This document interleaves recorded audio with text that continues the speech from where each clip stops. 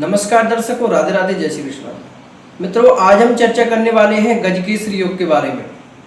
देखिए, जन्म कुंडली में बहुत ही महत्वपूर्ण माना जाता है गजकेसरी योग। अगर किसी भी जातक की कुंडली में गजकेसरी योग बन रहा है तो उसे अपने जीवन में किसी भी तरह की कोई समस्या नहीं आती। देखिए, गजकेसरी योग जिसकी भी कुंडली में होता है वह व्यक्ति कोई भी कार्य करे, हर कार्य में वो सफल होता है हमेशा के लिए। हाँ, कार्य में विलंब हो सकता है, लेकिन यह नहीं कह सकते कि इसका यह कार्य होगा नहीं। तो हमेशा वो व्यक्ति सफल रहता है अपने जीवन में। तो आइए जानते हैं गजकेसरी योग कैसे बनता है जन्म कुंडली में। देखिए, ये आप जन्म कुंडली देख रहे हैं, तो जन्म कुंडली में ये 1 से भरी हुई है, अर्थात मेष लग्न से भरी है। तो आपकी कुंडली में कोई सी भी गिनती हो सकती है, 1 की जगह पर 5, 7, 9, तो इस पर हमें ध्यान नहीं देना है। ये मैंने आपकी सुविधा के लिए 1 से भरी हुई है। तो हमें ये देखना है जन्म कुंडली में कि चंद्रमा और गुरु कहीं साथ में बैठे हैं क्या, और वो भी केंद्र स्थान पर। देखिए, जब केंद्र और त्रिकोण में बैठते हैं तब इसका ज़्यादा महत्व होता है। केंद्र 1, 4, 7, 10 इन भावों को केंद्र कहते हैं, और त्रिकोण 5 और 9 को त्रिकोण कहते हैं।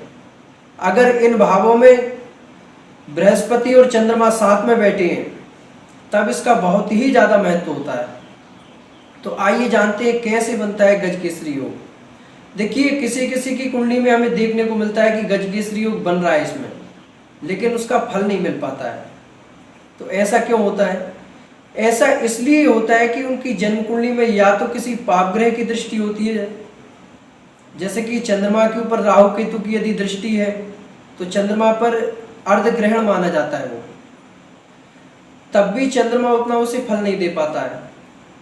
अगर ऐसा भी हो सकता है कि चंद्रमा वृश्चिक राशि में हो, क्योंकि चंद्रमा वृश्चिक राशि में नीच के माने जाते हैं, तो यदि थोड़ी सी न्यूनता होती है ग्रह स्थिति में तब वो जितना फल देना चाहिए उतना फल नहीं दे पाते।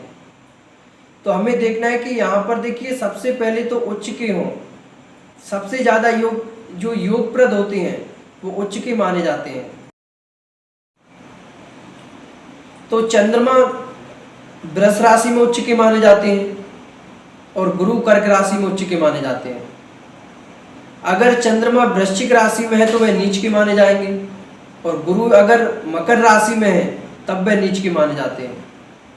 देखिए, चंद्रमा का वृष राशि में होना चाहिए और या फिर उसे कर्क राशि में होना चाहिए। तो यदि ऐसा योग बन रहा है, ऐसा संयोग बन रहा है, तब जाकर के पूर्ण फल दे पाता है।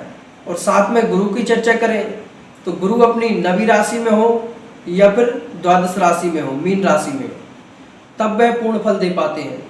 और कर्क राशि में बृहस्पति उच्च के माने जाते हैं। तो इसके बाद में भी यदि हमने देख लिया कि उच्च स्थिति में बैठी हुई है और उच्च के बाद में भी जितना फल हमें मिलना चाहिए, देखिए, गजकेसरी योग व्यक्ति को वाहन प्रदान करता है, धन प्रदान करता है। वो किसी भी कार्य में, कार्य क्षेत्र में एक अच्छी अपनी पहचान हासिल करता है, और कोई भी काम करे हर काम में वह व्यक्ति सफल होता है। अगर ऐसा हमें होता नहीं दिख रहा है तो हमें समझ लेना चाहिए कि गजकेसरी योग हमारी कुंडली में है तो, लेकिन पूर्ण रूप से नहीं बन पा रहा है। उसका जितना फल हमें मिलना चाहिए उतना फल नहीं मिल पा रहा है। तो ऐसा इसलिए होता है, या तो फिर ग्रह जितनी डिग्री पर होना चाहिए उतनी डिग्री पर नहीं होते। देखिए, ग्रह स्थिति का एक वो अपना स्तर होता है। तो 6 अंश से कम नहीं होनी चाहिए और 24 से ज़्यादा नहीं होनी चाहिए। अगर ऐसा होता है, 6 से अंश कम है या 24 से ज़्यादा अंश है, तो जितना फल हमें मिलना चाहिए उतना फल नहीं मिल पाता है।